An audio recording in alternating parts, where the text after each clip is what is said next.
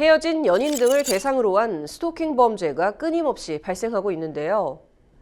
대법원이 스토킹 처벌법 도입 2년여 만에 구체적인 양형 기준을 새롭게 마련했습니다.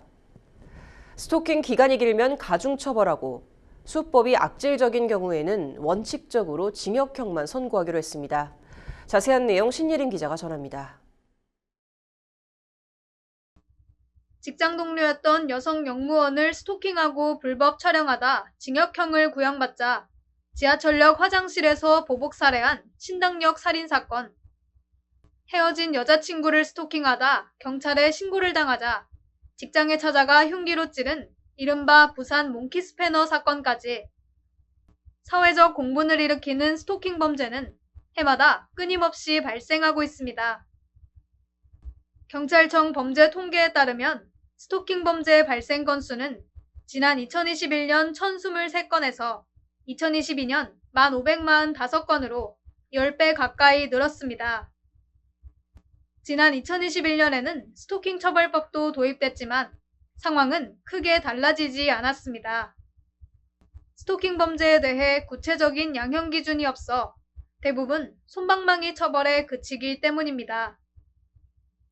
전 여자친구에게 열흘 동안 130여 차례 전화를 걸고 집 앞에 찾아갔지만 법원은 과거 연인이었다며 집행유예를 선고했고 근무지에 흉기를 들고 찾아가도 반성하고 있다며 집행유예로 풀려났습니다.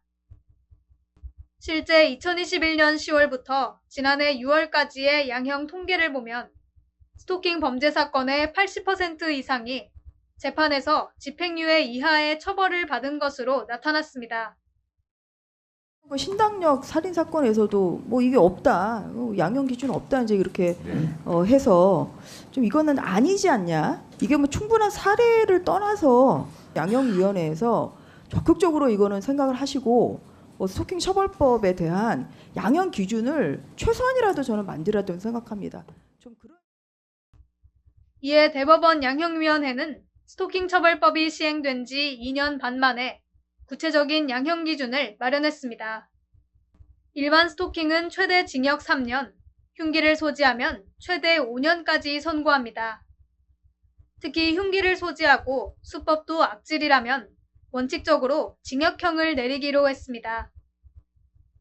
피해자가 스토킹으로 이사나 이직을 하는 등 일상생활에 심각한 피해를 준 경우 가중처벌하고 피해자의 동의 없이 법원에 공탁금을 맡겨 선처를 꾀하는 것도 불가능합니다.